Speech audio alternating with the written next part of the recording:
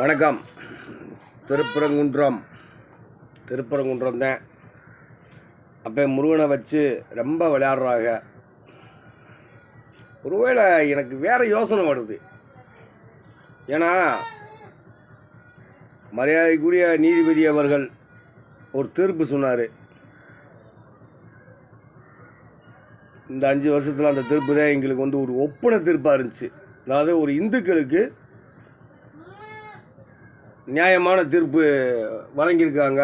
நீதித்துறை என்றைக்குமே நீதி மாறாமல் இருக்குது அப்படின்றதுக்கு ஒரு எடுத்துக்காட்டாக. சரி, கடைசி காலத்துலேயாச்சும் வந்திருக்கே அப்படின்ற ஒரு சந்தோஷப்பட்டோம். அதுக்கு முன்னாடி பல கோயில்களை இதே திமுக அரசாங்கம் இந்த 4.5 ஆண்டு காலங்களில் ஒரு 150-200 கோயிலுக்கு கணக்கு இடித்தாங்க. இடித்ததுக்கு பூரா கோர்ட் ஆர்டர்னாங்க. இன்றைக்கி சாயந்தரம் ஆர்டரு இடிக்க சொன்னாங்கன்னா காலையில் அதிகாலை 3 மணிக்கு 2 மணிக்கில் இடிச்சிடுவாங்க. கோயிலை கேட்டால் கோர்ட் ஆர்டரை இடிக்க சொல்லிடுச்சு அப்படின்வாங்க. ஐயா, கோயிலை இடிக்கிறதுக்கு கோர்ட் ஆர்டர் சொன்னாங்கன்னு உடனே போய் இடிச்சிங்களே. இந்த அறநிலைத்துறையும் சேர்ந்து இன்றைக்கி அதே கோர்ட்டு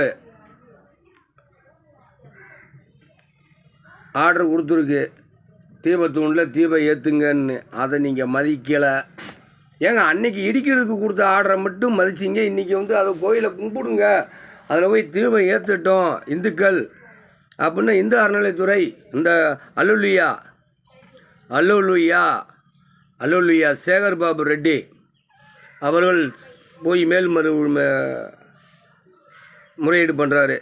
நாங்கள் அங்கே போய் இந்துக்களுக்கு ஆதரவாக தீபத்தூணில் தீபம் ஏற்ற முடியாது அப்படின்னு. அவர் என்ன காரணம் சொல்லி போகிறாருன்னு தெரில.